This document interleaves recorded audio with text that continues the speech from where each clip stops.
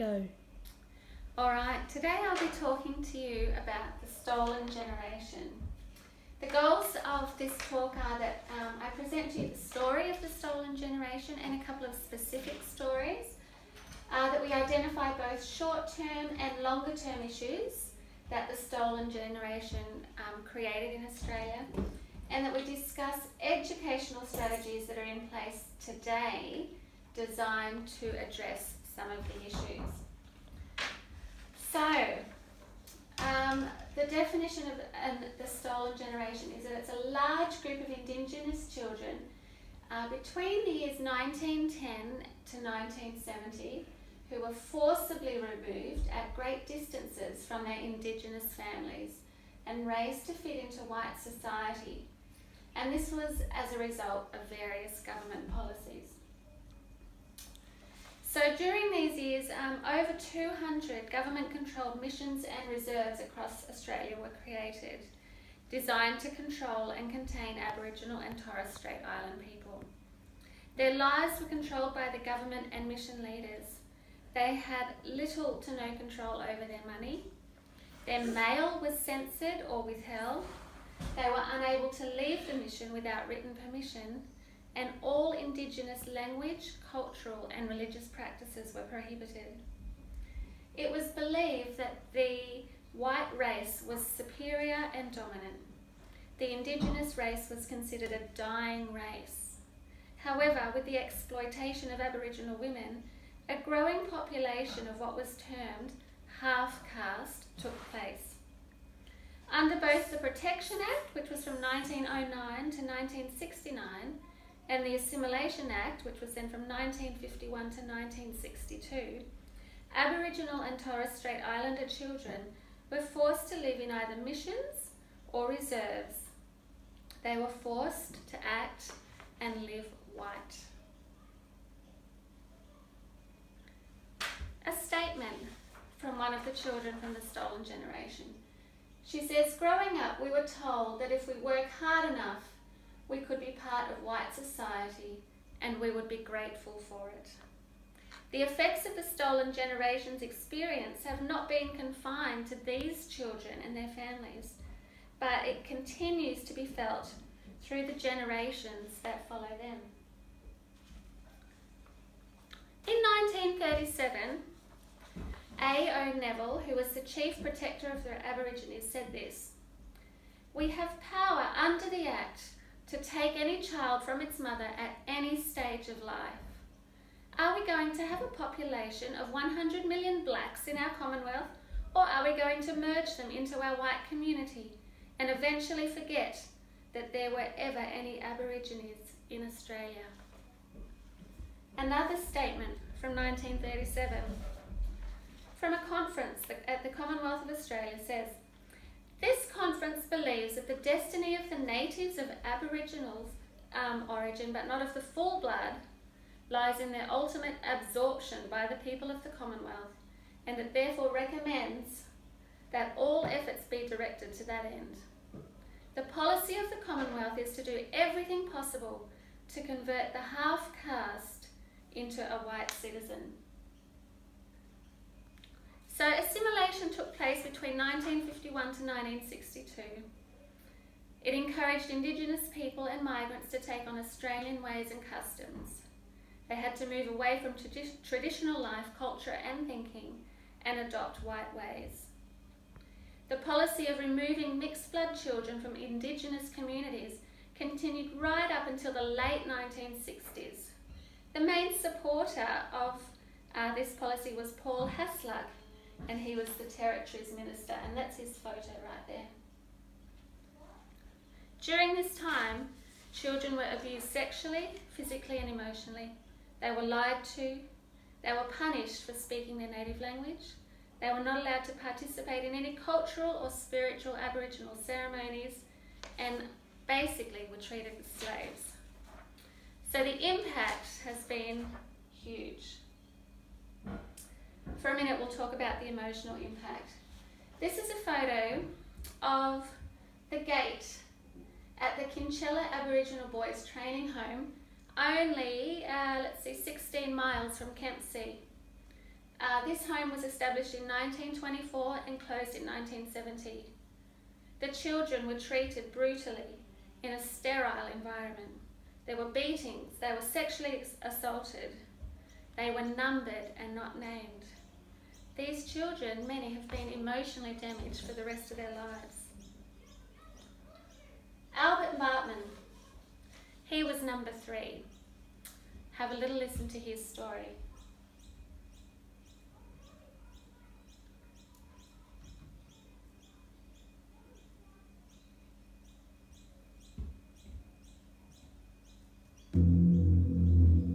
You walk in the gate, straight upstairs to the house, then they give you a number, and then you went down, then you got all your supply. When I got into the junior dormitory, I had to sit on, I sat on the bed until then, trying to figure out where was I.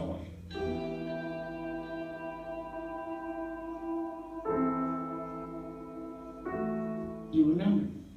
It's like 33 on my undies, 30 pants and stuff like that, on your collar shirt, you had your number. But just a number, mate. You can tell the difference between black and white if you're a number. Can't. Because you're a number and that's it. You grew up with that number, so you know. We were all in grey. Grey. Socks were grey with red as our school clothes. Big boys was dormitories full, small boys was dormitories full. If our beds were made, they strip them and chuck them back on the floor. We had to start again and make it. If it wasn't good enough, they come back and do it again, chuck it on the floor until it was done properly. You weren't quick enough how to make a bed. Or if it was a bit close, the cop would be iron. If we didn't do anything right, they hit us in the back of the head or whipped you in the back of the ear. I thought there was still there was someone come back and knew where I was and was going to do something, but that didn't happen. They didn't say nothing about our family, because they wanted us to make sure that we didn't have a family.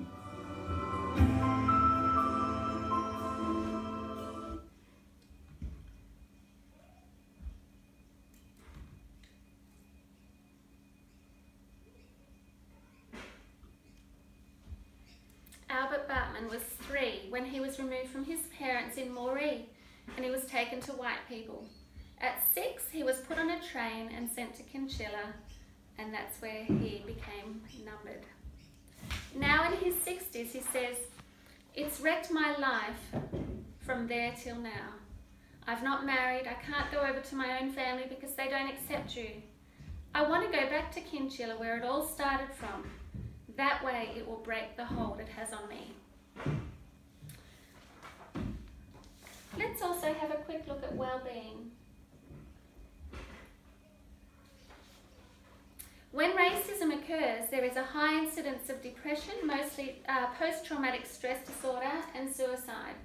Psychological distress, depression, poor quality of life, often substance misuse, and it also has an impact on immunity, endocrine, and cardiovascular systems. In terms of the impact on learning, Aboriginal students were not allowed to engage in any of their cultural practices and the learning associated with them. Their schooling, it was often substandard and led by unqualified teachers, and it was often minimal. Students were sent to work, often without pay instead. This is a really important statement that I really believe links to Aboriginals today and how the stolen generation has impacted them ongoingly.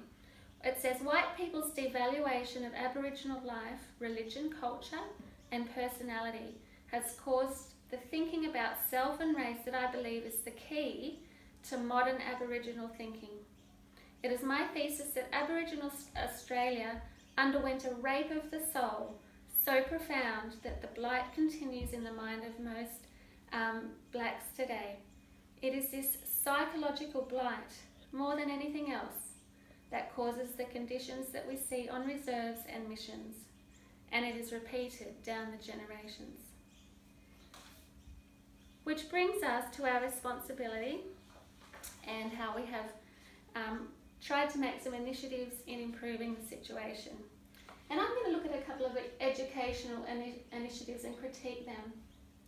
But firstly, we must begin with the passing on of a truthful representation of Australian history.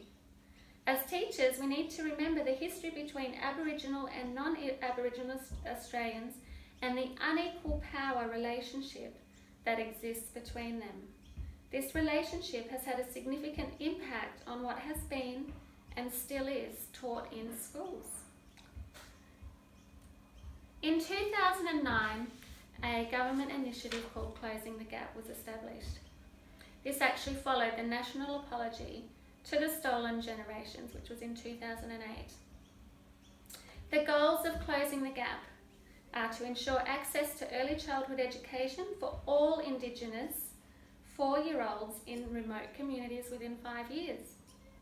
It is to have the gap in reading, writing and numeracy achievements for children within a decade, and to halve the gap for Indigenous students in Year 12 by 2020.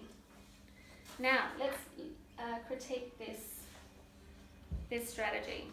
The Closing the Gap has been identified as focusing on a needs rather than a strength-based model, so a deficit model, which is not always the best.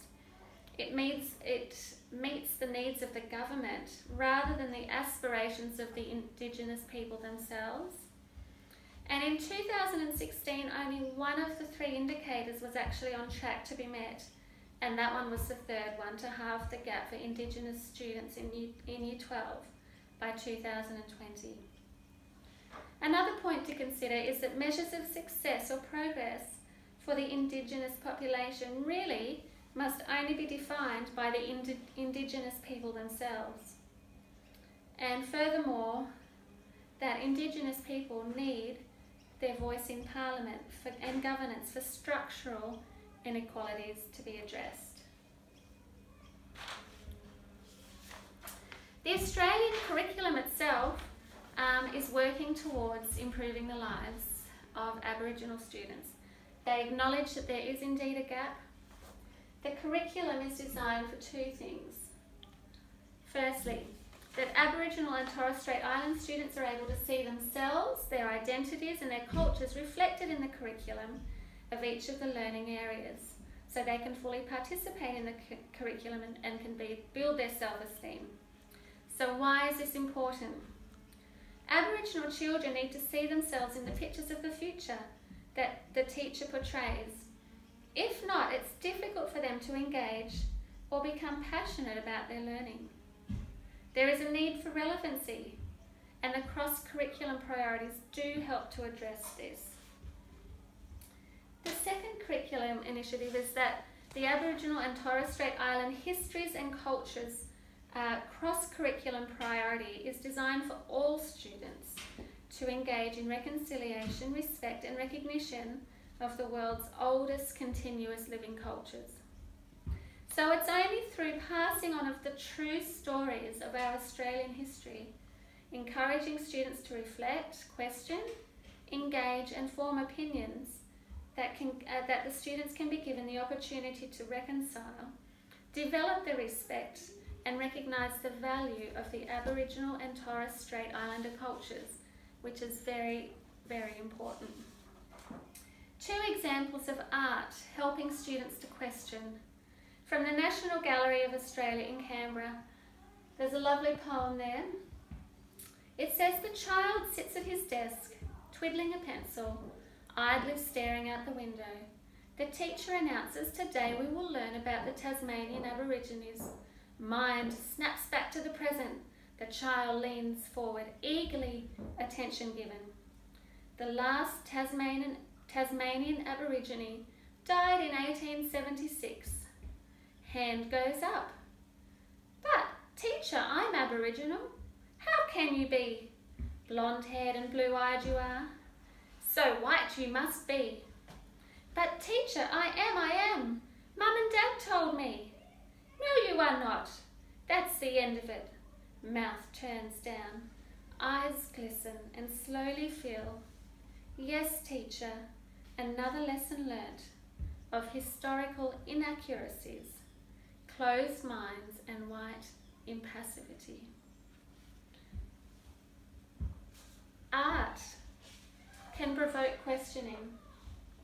So this was another painting in the National Museum of Australia in the Indigenous section, and this artwork is called Reverse and begs the question, how would you feel if the roles were reversed? So here are two small examples of pieces of creative art that can help engage and encourage students to question our Australian history. Another big initiative in Australian schooling is the introduction of the Aboriginal Education Officer. In the mid-1970s, the government started introducing Aboriginal education assistants. By 1982, there were over 500, and this was deemed as one of the most successful innovations in the education of Aboriginal students. Let's critique it. There have been positives and there have been negatives. The presence of teacher aides provides a means for principals and staff to develop awareness of Aboriginal culture and issues. It is they are a liaison between the school and the Aboriginal community they serve, and a point of contact for Aboriginal children within the classroom, and a success model to which Aboriginal children might relate. So some negatives are that in suburbia schools where there is a small number of Aboriginal students, Aboriginal educational officers are still very few, and many officers themselves still battle with feeling inferior. The second negative is that the effect of absolving non-Indigenous teachers from the responsibility to be the part of the solution to problems of Indigenous education. Basically because anything Aboriginal gets popped in the pigeonhole of the Aboriginal assistant. A little quote from Alison, who is an Aboriginal education officer. She says, "You'll always get asked, you'll always get it, and I got it for years. Anything to do with Aboriginal is put in my pigeonhole. But I'm not the sort who bows down very easily, and I take it straight back to the principal and say, I'm converted. You don't have to convert me. I've been black all my life. Give it to the white teachers. They need it." There are Aboriginal innovation schools in Western Australia. In 2015 there were 6 in those different places. Some of the things they focused on were multiple intelligence programs, improving student transitions from primary to high school, and developing a school community house and a wellbeing classroom. There is still much to do. Aboriginal teachers, there is 1 Aboriginal teacher to every 67 Aboriginal students, as opposed to 1 to 12 for non-Indigenous students. So as a teacher, as teachers that we are becoming, we need to consider how we can help close the gap in our classrooms.